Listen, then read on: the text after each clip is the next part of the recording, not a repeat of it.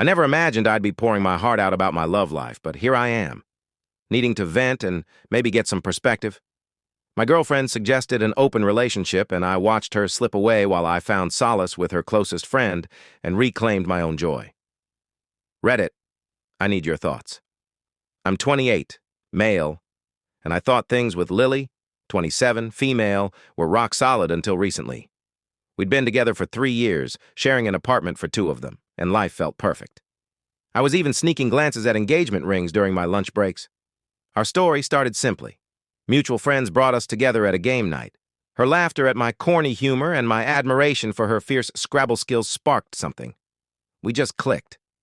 After a year of dating, moving in together felt like the natural next step, since we were always at each other's places.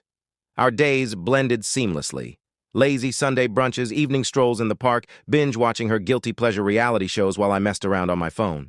Just everyday couple things. Lily works in advertising and I manage construction projects. Our families meshed well, our careers were thriving, and our friends envied our bond. My dad loves her, and her mom always invites me to watch baseball with her. We were the couple that made people believe in love. Sounds cliche, I know. Everything was fine until last Tuesday. We were eating dinner, Lily chatting about a work campaign while I munched on my burger, when she dropped a bomb. "What do you think about trying an open relationship?" I stopped, fork in midair, burger halfway to my mouth. I thought I'd misheard, but she went on. She'd read about it online, how it was trendy among couples, how it could make us stronger. My gut screamed, "Is there someone else?" Because that's what this is about, right? Open relationships come up when someone's already got their eye on another person. Lily got defensive when I asked. No, it's not about anyone specific. I just think it'd help us grow. We're young, and I don't want us regretting what we missed out on in 10 years. I sat there, trying to process it. This was the same girl who'd get jealous when a barista was too friendly. Now she's suggesting we date other people like it's switching coffee shops. I asked, "Are you unhappy? Did I miss something?" She grabbed my hand across the table. "Not at all. I love you. I love what we have. This isn't about being unhappy. It's about making us even better. It could bring us closer, give us new experiences, but we'd still come home to each other." She was so animated, practically glowing, talking about rules, boundaries, and communication. But my mind was stuck. Where is this coming from? I said, "Okay," not because I wanted to or believed in it, but because her eyes were pleading for me to agree. Saying no felt like slamming a door she'd already opened. "Are you sure?" she asked, looking nervous but hopeful, like she was giving me an out. But I could tell she'd made up her mind. Deep down, I knew this wasn't a choice. It was a shift I couldn't stop. To understand what was happening, I had to go along. "Fine," I said, nodding. "If you think it's good for us, we can try." I stepped into something I didn't want, feeling her slip away already. Lily was ecstatic, rattling off ideas about setting up dating profiles together and sharing date plans. It was clear she'd thought this through for a while. That night, we watched TV like nothing had changed, but my head was spinning. She cuddled up to me, acting normal, while I wanted to scream that I wasn't okay with this. I didn't know how to say it. Lying in bed, I couldn't sleep. Lily was peaceful beside me, but I stared at the ceiling, wondering what I'd agreed to. Part of me wanted to shake her awake and say I didn't want to share her. Another part was scared she'd go ahead anyway or leave me if I refused. As I lay there, I replayed our recent moments, searching for clues. Was she bored? Was I not enough? Was someone else in the picture? I had no answers, and that was just the beginning of the mess. The next evening, Lily asked me to help pick photos for her dating profiles. She even had me snap new ones. Yeah, I took pictures of my girlfriend to make her look good for other guys. I set up my own profile to show I was trying, but it felt hollow. Writing a bio was agonizing. What do you even say? Looking for a fling while in a relationship? It made me sick. She probably knew I wouldn't meet anyone. I told her I'm not outgoing and don't have the energy to chase new people. Maybe she thought she could date freely while I stayed her fallback. Lily got matches almost instantly. She's gorgeous and charming, so no surprise there. What shocked me was how fast she started going out. Within a week, she had 3 dates lined up. 3. She showed me their profiles like we were gushing over a new hobby. "Look at this guy," she'd say, shoving her phone in my face. "He's a yoga instructor at that upscale studio. We're grabbing drinks tomorrow." I'd nod, acting like this was normal, but I felt like throwing up. The first time she got ready for a date, I couldn't stomach it. She wore a new dress I'd never seen, spent an hour on her makeup, and twirled in front of me. "How do I look?" she asked, beaming. "Great," I mumbled. knowing that dress cost more than our usual date nights. She came home late, giggling, and I pretended to be asleep. I heard her texting for an hour. The next morning, she was humming, acting like everything was perfect. Her schedule was packed. Coffee with the yoga guy on Monday, dinner with a software engineer on Wednesday, drinks with a barista on Friday. The variety was almost fascinating. She always came home buzzing, like she was living her best life. I started checking her tagged locations on social media, not my finest moment, but I needed to know. One night, I drove by the bar where she said she'd be. There she was, laughing with a guy in a sharp blazer, her hand on his arm, looking at him the way she used to look at me. The distance between us grew worse at home. No more cuddling, no more lazy Sundays. She was always texting. Our pancake mornings? She was out for brunch with friends. I tried talking to her once. "Don't you think you're going out a lot?" I asked, keeping it light. She looked at me like I was clueless. "That's the point of an open relationship, isn't it? To meet people, have fun? You should try it. I can spruce up your profile." But I didn't want profile tips. I wanted the girl who loved staying in, eating takeout, and laughing at bad TV with me, not this stranger who was always leaving. One night, as she got ready for her 6th or 7th date, I'd lost count. I couldn't take it anymore. I went for a walk to clear my head and ended up at a quiet park bench. I sat there for hours, wondering how everything fell apart so fast. Lily's texts lit up my phone. "Hope you're good. Don't wait up. Having a blast." Each message felt like a jab. She'd come home gushing about her dates, oblivious to how it was killing me. I finally snapped. "I thought you were okay with this," she said, confused when I admitted I wasn't. "You could be out there too. Why are you just moping at home?" She didn't get it. I didn't want other dates. I wanted her, the version of her who chose me. 3 weeks of watching her primp for other guys, lying awake wondering where she was, who she was with. 3 weeks of my mind spiraling. I kept hoping she'd see how ridiculous this was, how much she was throwing away, but she didn't. No hesitation, no guilt. She was thriving. Like she'd unlocked some elite level of dating I was too naive to understand. The worst part? I couldn't figure out why. She acted like she still cared about me, so why torch everything? Why act like we weren't enough? It hit me. This was broken beyond repair.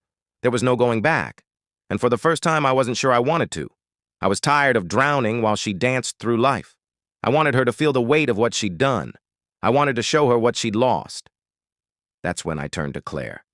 Claire's been Lily's best friend since their college days. She was always around, helping us move, joining our movie nights, dropping off cookies when one of us was sick. She's one of those people who makes everyone feel seen, a perfect fit for her job as a preschool teacher. I'd always seen her as Lily's friend, gorgeous, with curly auburn hair and warm hazel eyes, but firmly in the friend zone. Plus, she'd been with her ex, Tom, for 2 years until they broke up a few months ago. Claire started coming by more often after Lily's open relationship experiment began. One evening, she stopped by to grab some baking supplies for a coworker's party. Lily was out with some new guy, and Claire could tell I was a mess. "You look like hell," she said bluntly. "What's going on?" I didn't plan to spill everything, but it all came out. Lily's suggestion, her string of dates, how I felt like I was losing my mind. Claire listened, really listened, without interrupting. When I finished, she shook her head. "That's not an open relationship. That's Lily doing whatever she wants without caring how it hurts you." Hearing someone else say it made me feel less crazy. After that, Claire came around more, usually when Lily was out. We'd watch movies, order pizza, just hang out. It was nice having someone who got it, who knew us both. One night, about a month into this chaos, Claire looked nervous, twisting her bracelet. "I need to tell you something," she said quietly, sitting across from me on the couch. "It might complicate things, but I can't keep it in anymore." My stomach did a weird flip, like I sensed what was coming. "I've had feelings for you for a long time," she said, her voice steady but soft. "Even before you and Lily got together. But she's my best friend, so I never said anything. I dated Tom to move on, but it didn't work." I sat there, stunned. Claire, sweet, thoughtful Claire, had feelings for me. How had I missed it? She'd helped me pick out Lily's birthday gifts, brought me tea when I was sick, always checked in. Was I that oblivious? "You don't have to say anything," she added quickly. "I just couldn't watch Lily treat you like this anymore. You deserve better." I looked at her. Really looked. Her eyes sparkled in her cozy sweater, her hair in a loose ponytail that somehow made her more beautiful. And I realized Lily had made a mistake. She thought I'd wait around like a loyal backup while she lived her fantasy. She was wrong. I took a breath, feeling a shift inside me. "Claire," I said, my voice calm, She leaned closer. I know this is messy, she said. I know I'm probably making it worse by telling you, but seeing you so miserable these past weeks, I couldn't stay silent. Then she kissed me. I should have pulled back. I should have thought about Lily, our friendship, the chaos this would cause. But I kissed her back, and it wasn't just a kiss. We slept together. It wasn't just physical. It felt right. Claire saw me, cared about me, asked how I was feeling, and actually listened. Lying there afterward, I processed it. This was huge. I'd slept with my girlfriend's best friend. It should have felt wrong, but all I felt was relief. For the first time in weeks, I could breathe. What do we do now? Claire asked quietly, propped up on her elbow. I stared at the ceiling, waiting for guilt to hit. It didn't. I don't know, I said honestly. She nodded, then asked, Do you regret it? Crazy thing? I didn't. Not for a second. For the first time since Lily's open relationship nonsense started, I saw clearly. This wasn't my fault. I hadn't broken anything. Maybe I deserved someone who chose me. Sophie's going to flip when she finds out, I said. Probably, Claire replied. But isn't it ironic?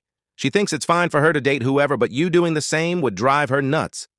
She was right, and part of me wanted Lily to feel that sting. I didn't tell Lily about Claire right away. I wanted to drop hints first, let her squirm. Maybe that was petty, but after weeks of her flaunting her dates, I felt she'd earned it. The next morning, Lily came back from staying at Sarah's. Probably Sam, but whatever. She was chatting about her night, pouring coffee, when I slipped in the first hint. Oh, Claire came by last night, I said casually. We had a great talk. Lily's grip on the coffee pot tightened. Claire was here? She asked. Yeah, we hung out, I said. She's really easy to talk to. She set the pot down too hard, spilling coffee. What did you talk about? Just life, relationships, you know, I shrugged. It was nice. Her face was gold. For the next hour, she pretended to watch TV while texting furiously, probably trying to pry details from Claire. She kept glancing at me, trying to read me. Over the next few days, I mentioned Claire more. How funny she was, how she got me. Lily's face would tighten, like she was fighting not to react. One morning, when I smiled at a text from Claire, Lily nearly lunged across the couch. Who are you texting? She asked, her voice dripping with fake calm. Just Claire, I said.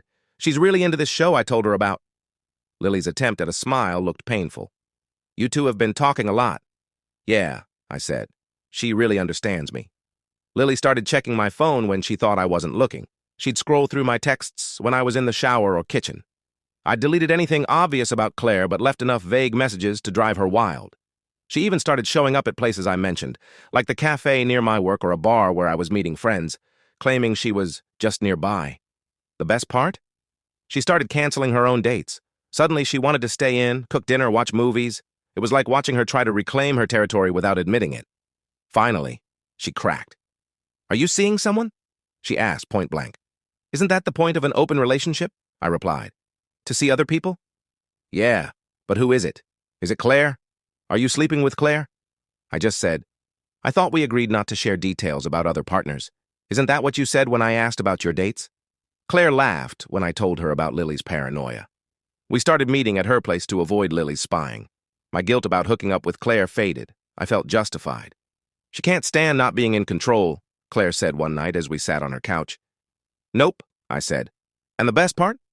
She can't complain without admitting she never wanted an open relationship. Just permission to cheat. Then Lily dropped a bombshell. One night, she sat me down on our couch, looking nervous but determined. I think we should close the relationship, she said. Focus on us again. The same woman who'd been dating half the city was now acting like she was saving our relationship. We've explored enough, she said, grabbing my hand. I pulled away. Just us? Like the past few weeks didn't happen? Well, yeah, she said, confused. Isn't that what you wanted? You haven't been happy with this. I stopped playing games.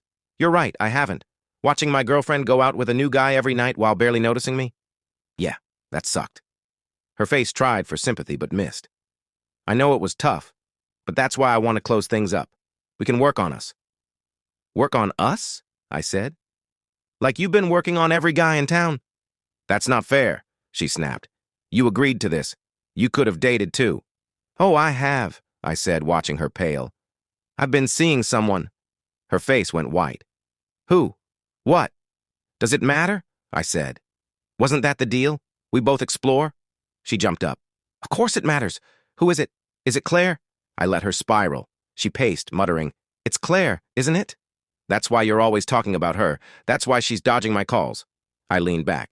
Funny how it's fine for you to sleep around, but me doing the same is a problem. But it's Claire, she yelled.